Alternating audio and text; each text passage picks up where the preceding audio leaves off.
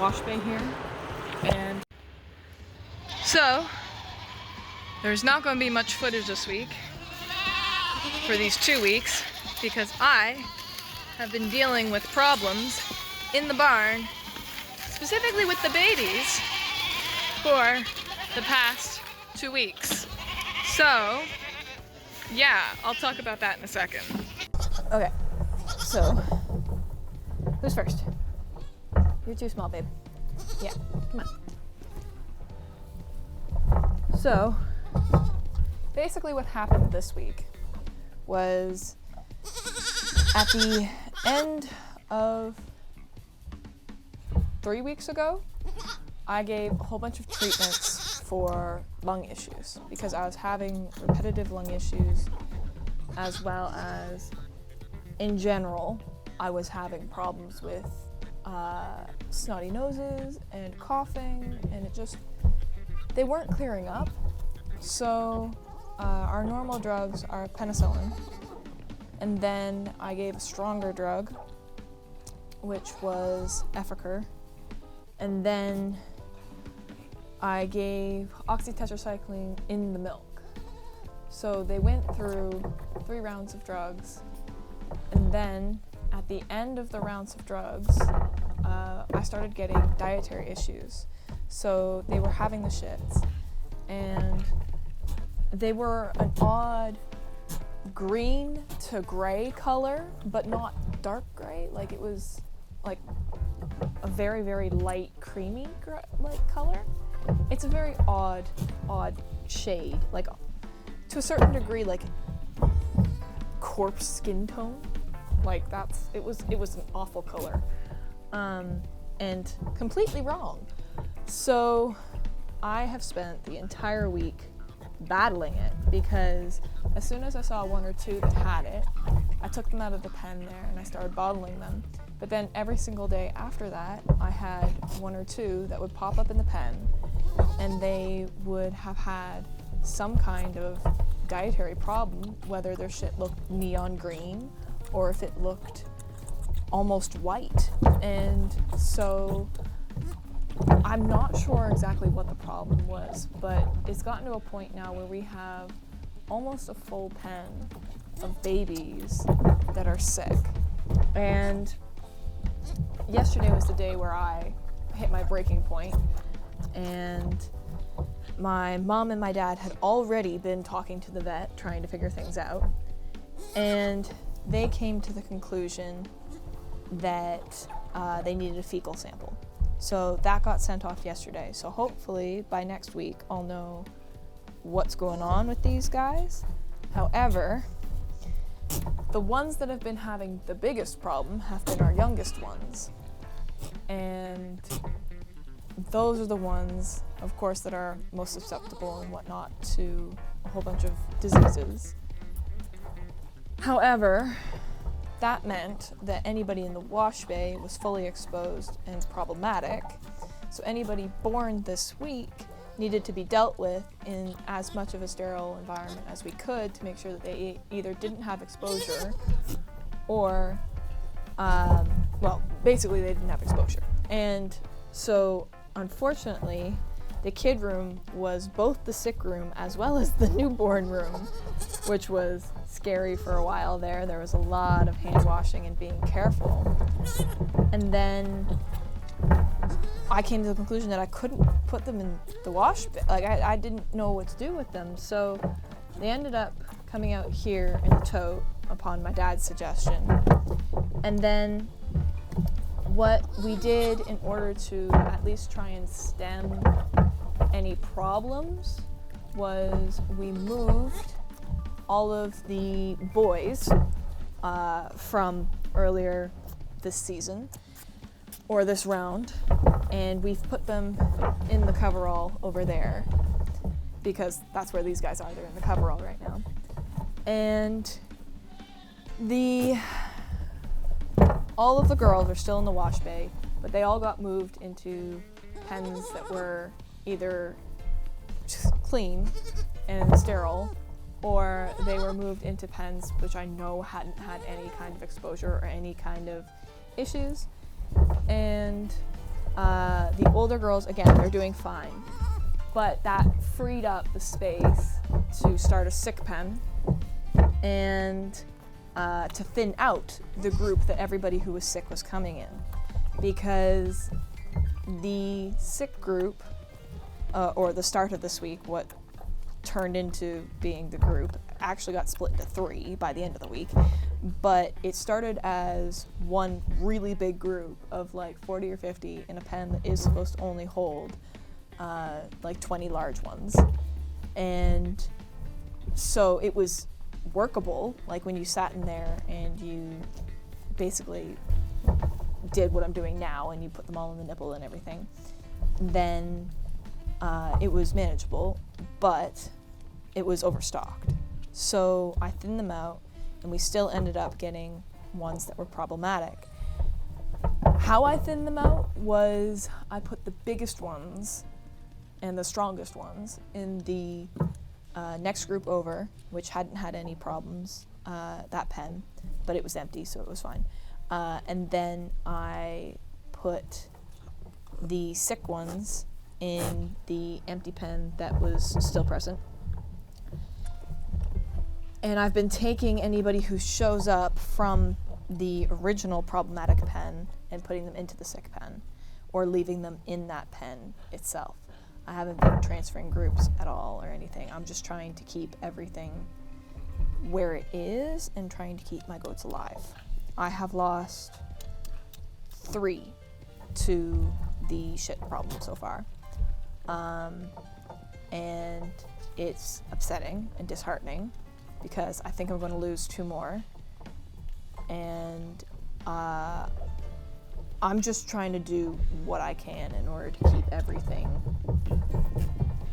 stable. So currently I'm wearing new shoes, and these coveralls were just washed, so the coveralls are completely sterile too.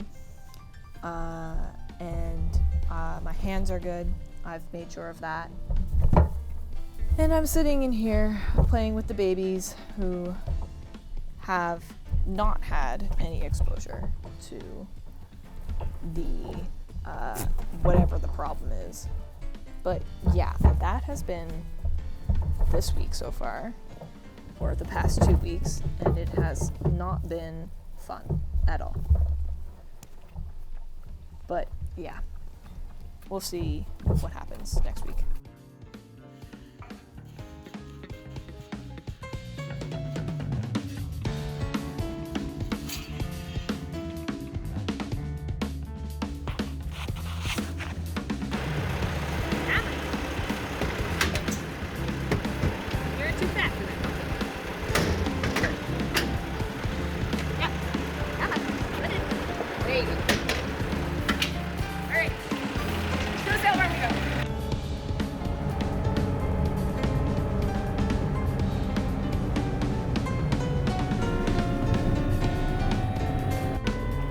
So, plans have changed a little bit.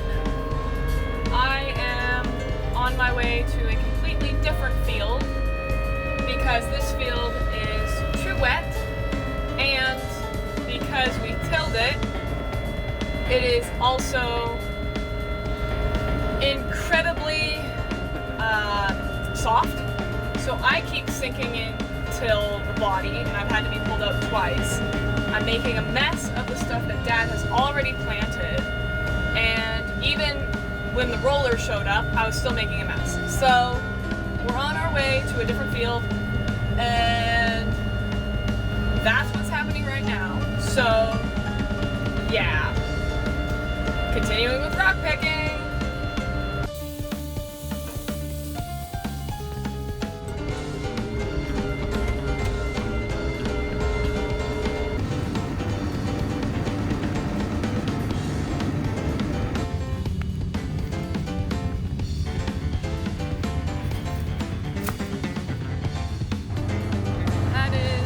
This field done. Oh well, on to the next field. Oh, this field is bumpy. So we're calling it quits with this rock. We're gonna have to come back and get that with the tractor and loader. Today! Okay, so. Hi, this is editing me. So as I'm looking at these 2 weeks or so of footage, I'm gonna make it 3.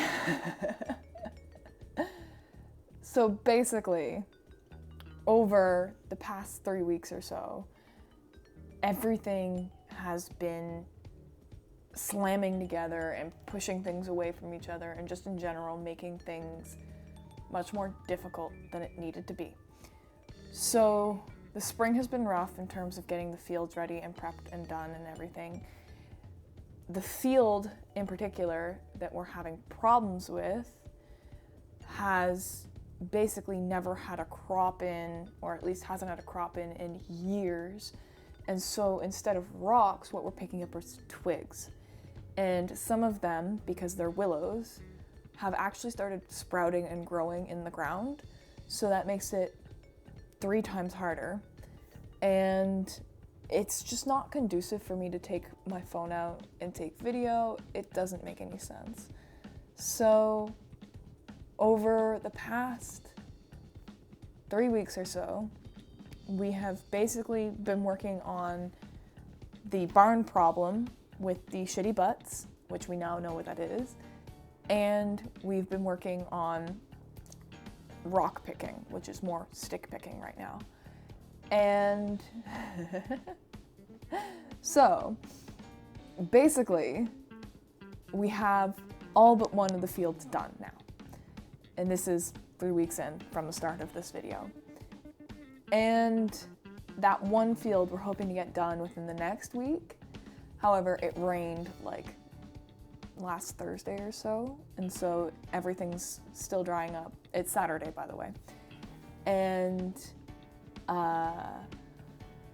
Monday, we should have 3, 4, maybe if we're even lucky, 5 people in the field, which would be really nice because we worked with a team of 7 last Monday, I think, and we got 2 passes done. Oh man, it was rough. We're walking around with like hacksaws and stuff just because it's not coming up. And then when we come home, all of the barn stuff is a mess because we're still dealing with cryptosporidia. The vet results came back and they said that we had crypto, and basically symptoms is usually diarrhea, as well as I read somewhere that it had like a persistent cough as well. And now I don't know if that's the case for some of our goats because we have lung issues just in general.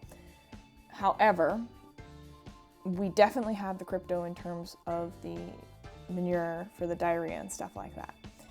And it's something we have to be incredibly careful about because it is zoonotic, as well as in general it can pass through, I think, a myriad of different animals, not just humans and ruminants and whatnot.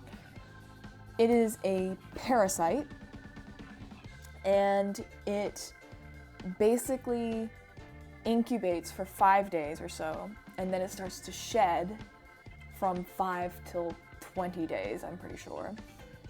And then after that 20 days, they're not immune because it's a parasite. However, they are resistant.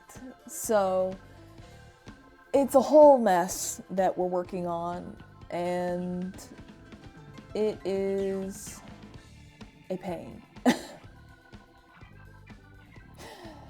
Everything is a mess, and we're trying to get everything sorted out. But basically, we have, since receiving the information that it was crypto, we have inputted much more intensive biosecurity protocols, including banishment of any personnel that isn't authorized into said area. And then we have coveralls that we need to wear, we have footwear we need to wear. Now, because I'm the one who's dealing with it primarily, because of how we split the labor. My mom is taking care of all of the new ones because she was in the infected area the least. I have been in the infected area the most. So I have been given the job of the wash bay and everything in regards to that. And my mom has taken on any new babies that are born. And then we have booties that are disposable essentially. However, if we can avoid having any personnel in there that isn't authorized, that is the honest to God best way to keep the biosecurity contained and together. All that being said, it has been a mess for the past, I don't know, 3 weeks. And Monday, we're going back out to the fields again. So Monday, we're probably not going to get much footage. However, that's what I got. So that has been the past 3 weeks. And hope for the best. And we'll keep going. And we'll get on to the next. So, next week.